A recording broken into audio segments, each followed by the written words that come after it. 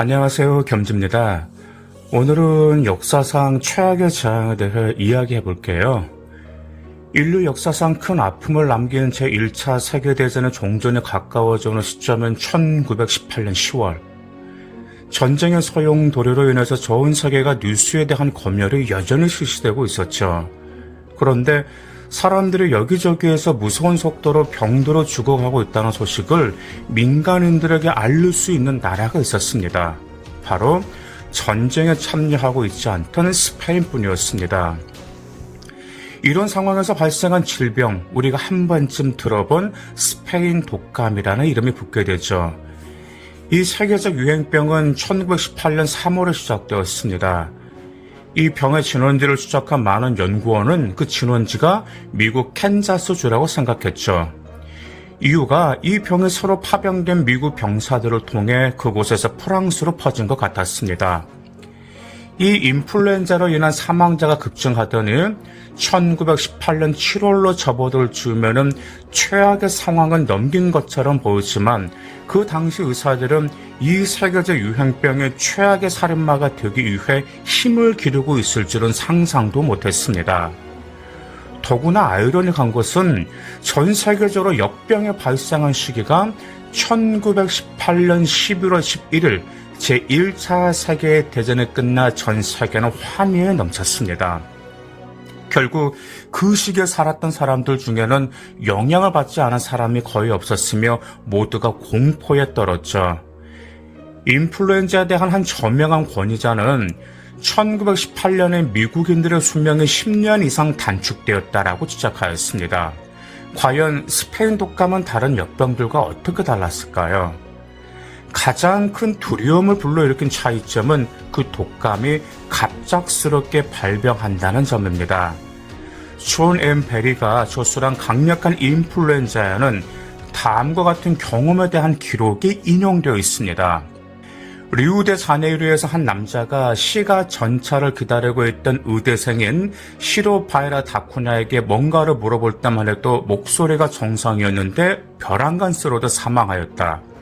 또한 남아메리카 공화국의 케이프타운에서 찰스 루이스가 5km 떨어져 있는 집으로 가기 위해 시가 전차에 탈 때 차장에 쓰러져 사망하였다.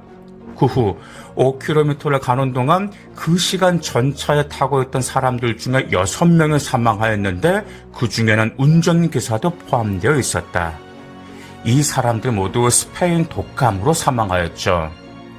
또 다른 점은 두려움, 즉 알지 못하는 것에 대한 두려움이었습니다. 그 당시에는 의학계에서도 그 질병의 원인이나 정확한 감염 경로에 대한 답을 제시하지 못하였죠. 항구에서 검역하고 극장과 교회 같은 공공모임 장소를 폐쇄하는 등 공중보건을 위한 조처만 취할 뿐이었습니다. 예를 들어 미국 샌프란시스코에서는 당국이 모든 주민에게 마스크를 쓰라는 명령을 내리고 쓰지 않으면 벌금을 내거나 유치장에 감금할 정도였죠. 하지만 효과는 없었고 더구나 때는 너무 늦었습니다. 이 독감은 무차별적으로 전염되었기 때문에 두려움을 불러일으켰습니다. 더구나 1919년에 스페인 독감에 걸린 사람은 주로 노인들이 아니었고 건강한 젊은이들까지도 그 병에 걸려 생명을 잃었습니다. 스페인 독감으로 사망한 사람들 대다수는 나이가 20세에서 40세 사이였죠. 또한 이 질병은 그야말로 전 세계적인 유행병이었습니다. 심지어 열대 지역의 섬까지 전염되었죠.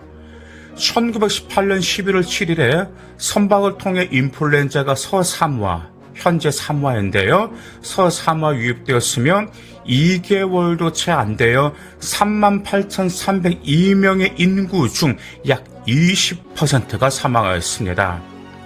이 재앙이 엄청난 규모도 한 가지 차이점이었는데 일례로 미국 펜실베니아주의 필라델피아는 초기에 이 질병이 돌았을 때 피해가 특히 컸습니다. 1918년 10월 중순에는 관이 턱없이 부족할 정도였죠. 역사가인 엘프리드 W. 코레지브는 이렇게 말합니다. 관을 짜는 일을 하던 한 사람은 물량만 확보되어 있다면 2시간 만에 관을 5,000개는 팔 수 있다고 말했다. 때때로 시에서 운영하는 시체 공시소에는 괌보다 10배나 많은 시체가 안치되어 있기도 했다. 비교적 짧은 기간에 일반적으로 전 세계 사망자 수준은 2,100만 명으로 추정되고 있지만 일부 전문가들은 그 수치가 실제 사망자 수보다 적다고 판단하고 있습니다. 오늘날 일부 유행병 학자들은 5천만 명가량의 사망했을 가능성이 더 크며 어쩌면 사망자가 1억 명에 이를지도 모른다는 견해를 제시하고 있습니다. 앞서 언급하는 이렇게 지적하죠. 인플루엔자로 인해 1년 동안 사망한 사람은 중세의 흑사병으로 인해 1세기 동안 사망한 사람보다 더 많으며 스페인 독감으로 인해 24주 동안 사망한 사람은 에이즈로 인해 24년 동안 사망한 사람보다 더 많다.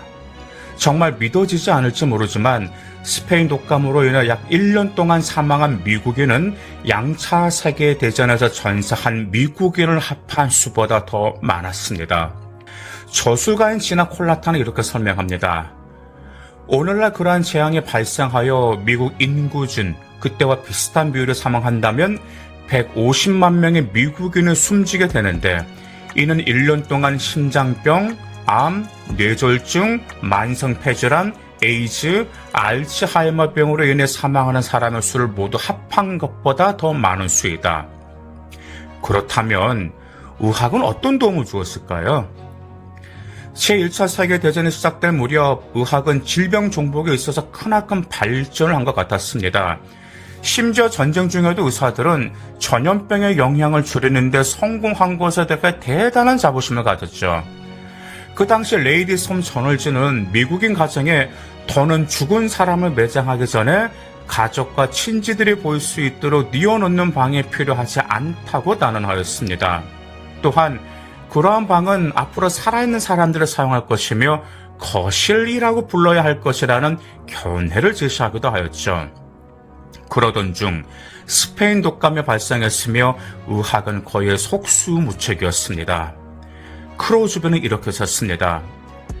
1918년에 활동하던 모든 의사는 20세기에, 아니 사망자의 절대적 수치만 가지고 보면 역사 전체에서 의학이 겪은 가장 큰 실패에 연루된 사람들이다. 베리는 의학계에만 전적으로 책임을 돌아가지 않도록 다음과 같은 을 지적합니다. 그 당시 과학자들은 문제의 심각성을 잘 이해하고 있었고 2차 세균 감염에 의한 폐렴 가운데 상당수를 치료하는 방법을 알고 있었으며 수만 명에 달하는 미국인들의 생명을 구해줄 수도 있었을 공중보건에 관해 조언됐다. 그런데 정치가들이 그러한 조언을 무시했다. 코로나를 겪은 우리 역시 끔찍한 세계적 유행병의 무서움을 잘 알고 있습니다. 사랑하는 사람의 죽음, 그리고 경제적 어려움과 개인 훼손과 파산으로 인해 우리는 그 아픔을 너무 잘 알고 있죠. 또다시 그와 같은 질병이 다시 발생하지 않도록 단지 한 나라가 아닌 전 세계적인 협조가 절실히 필요할 때입니다. 감사합니다.